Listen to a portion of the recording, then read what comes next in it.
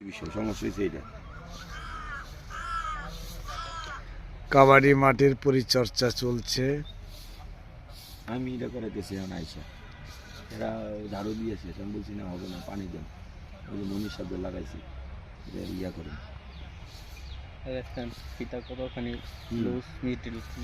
কোনো খেলোয়াড় যাতে আহতগ্রস্ত না হয় সেজন্য সুন্দরভাবে পরিচর্যার কাজ চলছে। এত ফিতা লুজ থাকে, ওটা টাইট করে দেব।